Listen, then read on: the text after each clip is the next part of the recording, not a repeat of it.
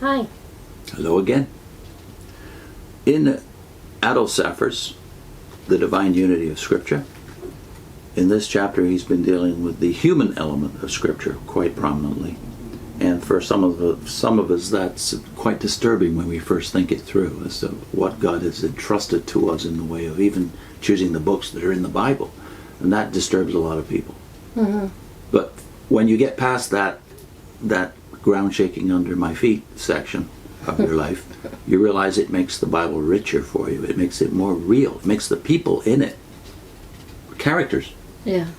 And they're real people. They're not supermen. They're real people. And I think it also helped me to stop looking for perfection in today's church.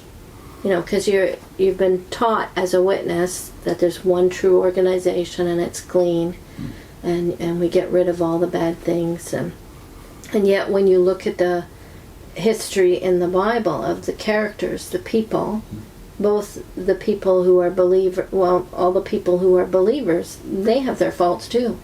And they're not hidden. They're exposed. Their faults, they have clay feet like everyone else. The early church, same thing, it had its problems.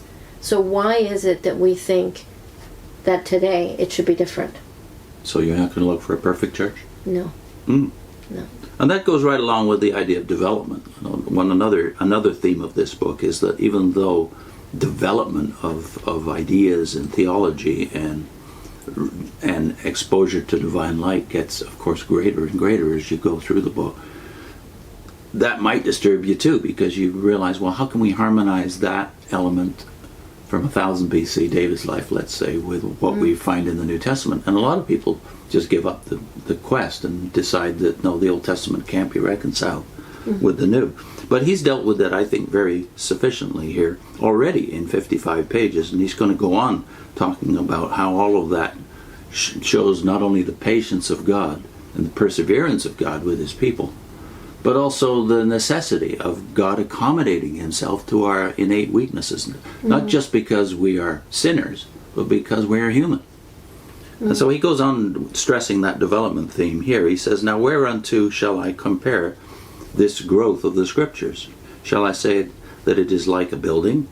But what building have you ever seen that begins in this way? That there is a house of small dimensions, it has a firm foundation, it has good walls, it's covered in by a roof of safety and shelter.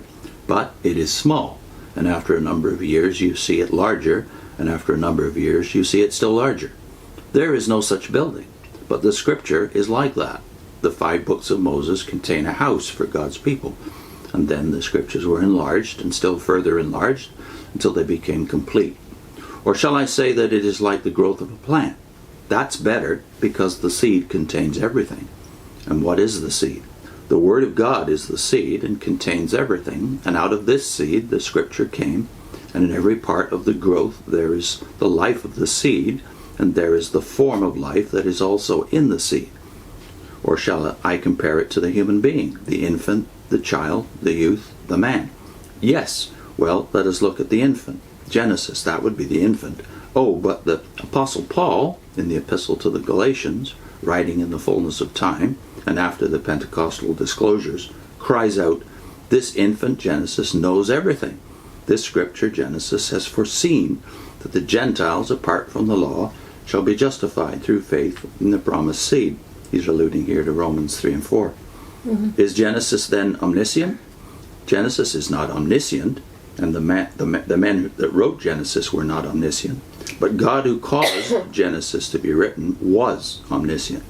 The first 3 chapters of Genesis find their explanation in the last 3 of the book of Revelation. Melchizedek is explained in the Epistle to the Hebrews, the patriarchal life in the doctrine of justification by faith, and the ingathering of the Jews. What a wonderful book! So compact did it become at last in the days of our blessed Savior, that there was no doubt about the books which constituted the Scripture, the things that are written. And now I can only touch on another subject, but I must mention it, as it confirms all that I have said. You believe in Jesus, the Son of God, the Son of Man, the Messiah. He has a twofold relation. to Scripture as God, and as man he has a twofold relation to the law of God and to everything. As Messiah he is under the Scripture. As Son of God he is above the Scripture, as he is above the law. All that Moses and the prophets wrote pointed to Christ. All was fulfilled in him. Now when Christ was upon the earth, what was his attitude to the Scripture? Our blessed Savior never speaks of the principle of the Scripture, of the idea of the Scripture, of the teaching of the Scripture, of the promises of the Scripture, of this or that in the Scripture, of the divine element in the Scripture, as our moderns would say, or of the Word of God contained in the Scripture. He always speaks of the Scripture, that body, that written thing, that collection of books. And of that Scripture he says, I do not receive testimony from man, but search the Scriptures. They testify of me. Therefore it is a divine testimony. But what in the Scriptures testifies of him? Everything, the whole Scriptures, the Scriptures themselves. So he says, think not that I am come to destroy Moses and the prophets. Not till heaven and earth pass away shall one jot or tittle, that is, one of the littlest letters, be removed.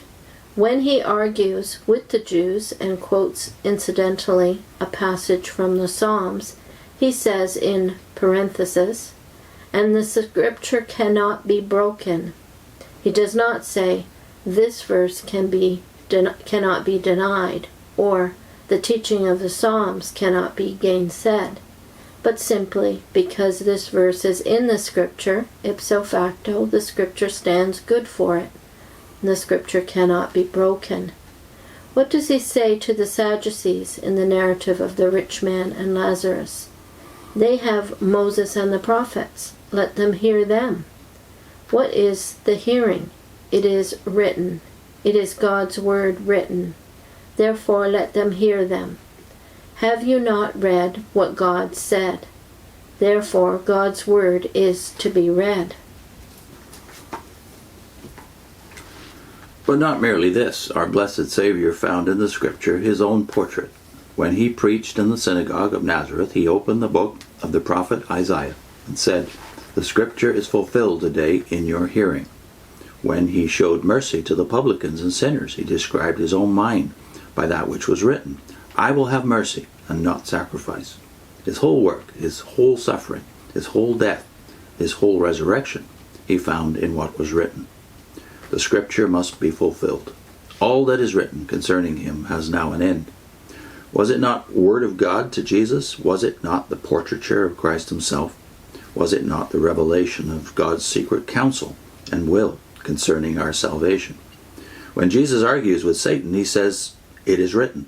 When Jesus prays to the Father, he says, the son of perdition is lost, that the Scripture may be fulfilled. And when he authorizes the disciples and prepares them for their apostolic mission, he tells them that he entered through sufferings into glory, because it was so written. As it is written, so it happened. And as it is written, and as it happened, so it must be preached unto all the world. So the testimony of Jesus concerning the whole Scripture is that it is the Word of God. To say the Bible contains the Word of God instead of saying the Bible is the Word of God is inadequate and misleading. Everything that is in Scripture would authenticate itself to us as Word of God if we understood it in its right connection with the center. But we must not say merely that the Scripture contains the Word of God, and we had better not say it at all, because in the first place, what else does Scripture contain besides the Word of God? Nothing is in Scripture that does not belong to it, and nothing is outside the Scripture that ought to be introduced into it.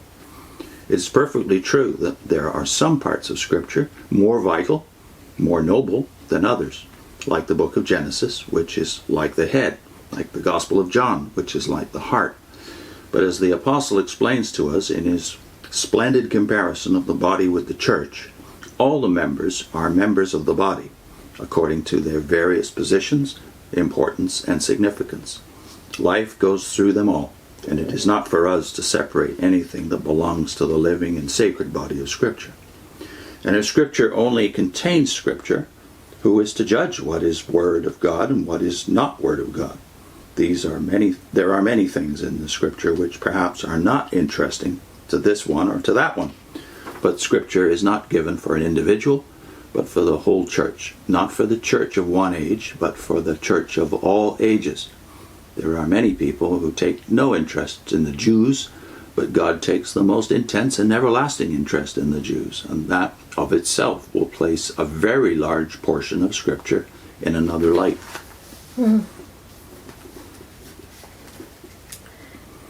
Is our Christian consciousness what men have called the verifying faculty to be set up as a judge over the disclosures which are to be found in the Scriptures?